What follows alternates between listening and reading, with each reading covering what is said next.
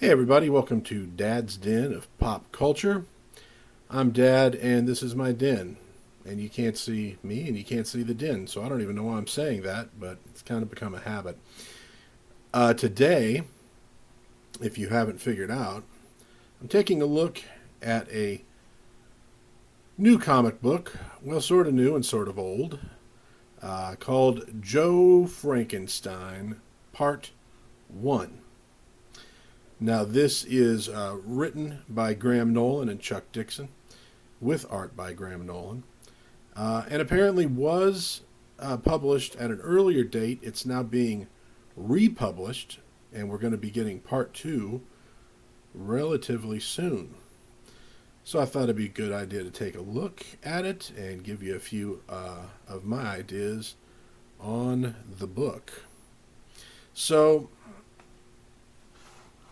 start off here, and I will say it's difficult to light. The quality of the paper is high enough, like old comic books, that there tends to be a little bit of glare. So please bear with me here.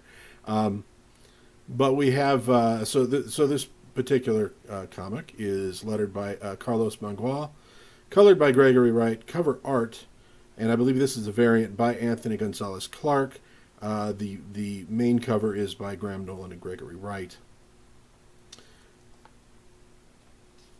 So we start off in this book with a prologue that tells of the birth of the Frankenstein monster.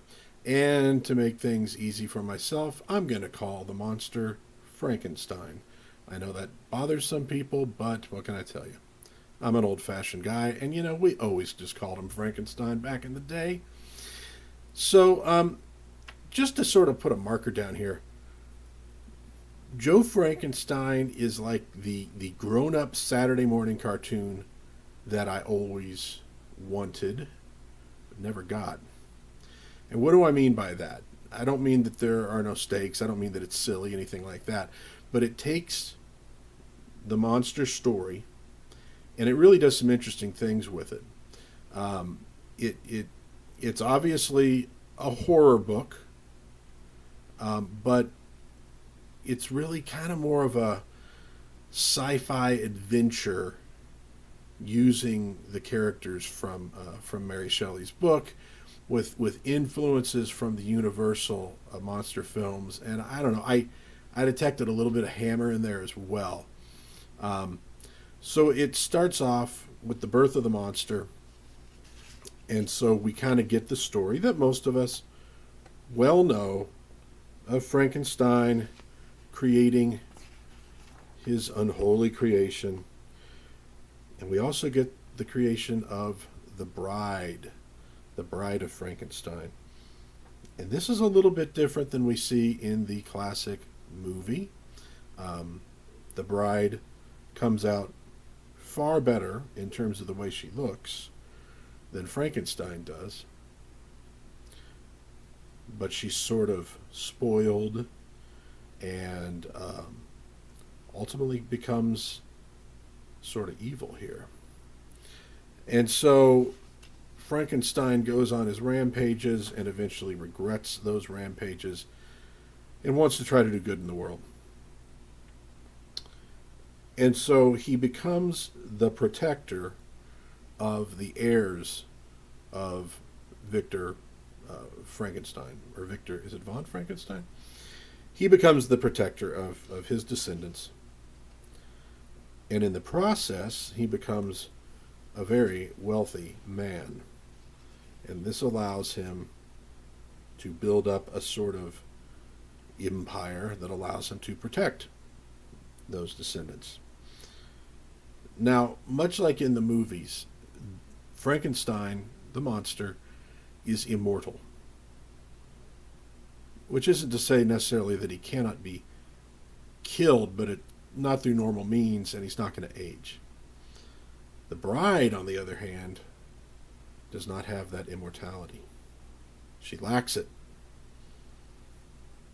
She's been keeping herself alive through all sorts of methods over this time.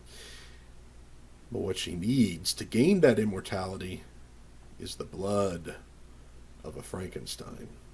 Hence the need to protect Frankenstein's descendants. So this one starts off, this book, with a young man named Joe Pratt delivering pizzas. Pratt is obviously a reference to the real name of Boris Karloff, famously played the monster. Joe's a normal kid. He lost his parents in a plane accident, which may have been because of the bride. And, he's kind of an unassuming normal kid. He's not looking for anything. He's not a troublemaker. He's a pizza delivery boy. And one day, he delivers pizzas to some rather alluring women. Boy, come on, this is the teenage boy fantasy. And like most fantasies, it's not very realistic because they turn out to be vampires. They were not ordering a pizza, they were ordering a pizza boy. And so, as they're about to destroy him, boom, in crashes the Frankenstein monster. We see him throw some pizza at one of the vampires. Pizza has garlic in it, so it's burning her flesh. And he goes to town and rocks him and socks him and takes him out. And so this launches the adventure.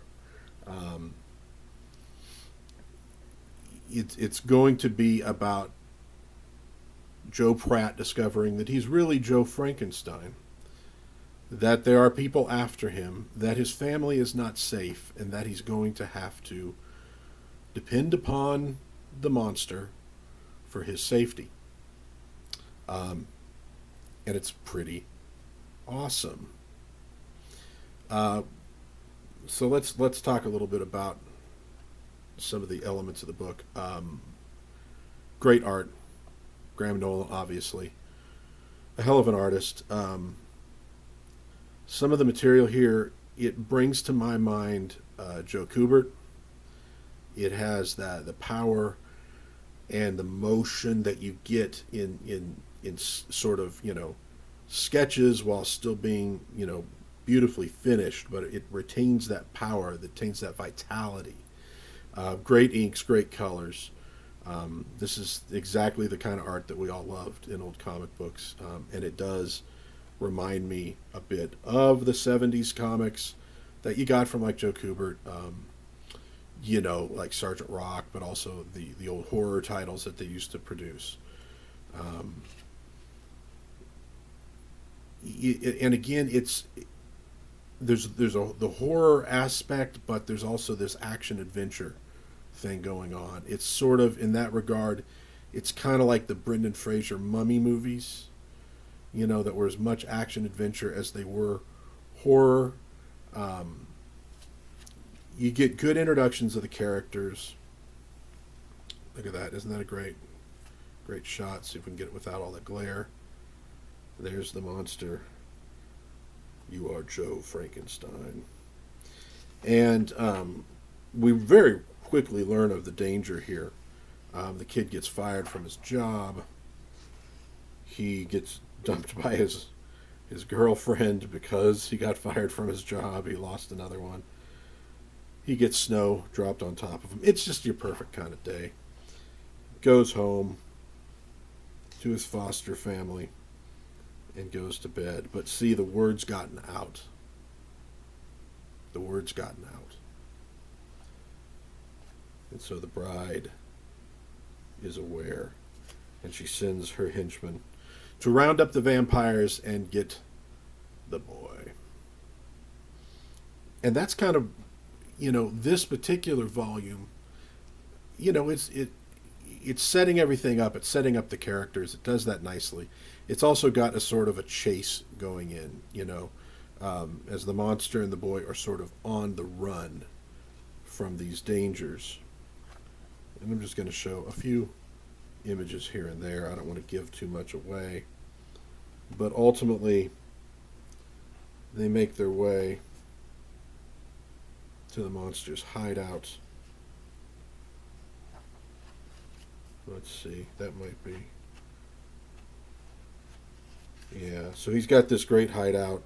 Um, they figure out, oh no, they're going to be able to track down his foster family. They have to go protect them, which they ultimately do. They have to be relocated, sort of a second time. So there's a lot of action in this one, and ultimately they decide. Ultimately, what they find out is that the bride has kidnapped his ex-girlfriend, and he's got to save her. And they're going to have to go to New York to do that. And we get some hints that the bride may not be the mastermind of all this, really. There are other forces at work. Now, this book ties into the Nolan verse of comic books that are being published at Compass.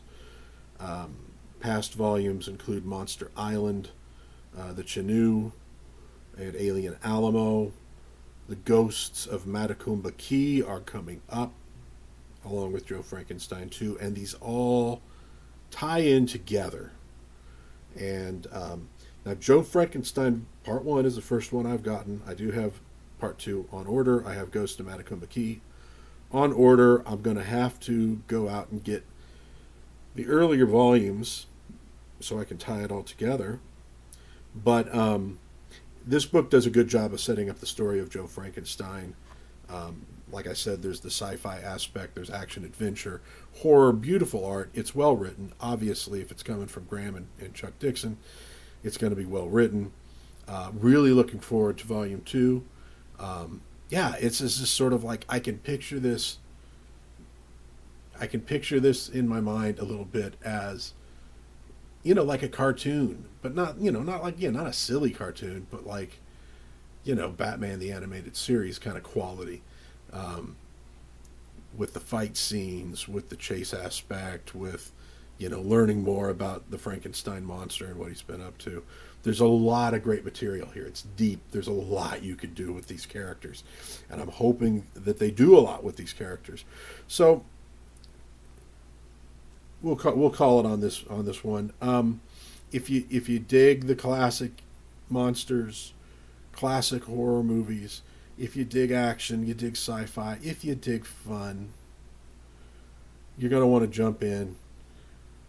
You can jump in on Joe Frankenstein 2. I think it may still be available. If not, these are going to be available at Compass Comics on their website. I'll put a link in the description. But they are going to be available if you want to grab these. I think they're worth having. This is a hell of a fun book. It's just simple as that. I mean, it's just a hell of a fun book. This is what you want from comic books.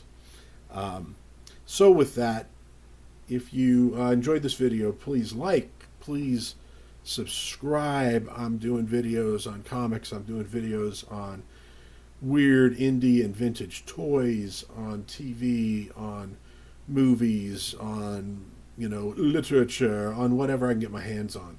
All the kind of stuff that I love. I'm doing videos on that stuff, and hopefully putting a few things in front of people that they might otherwise not know about.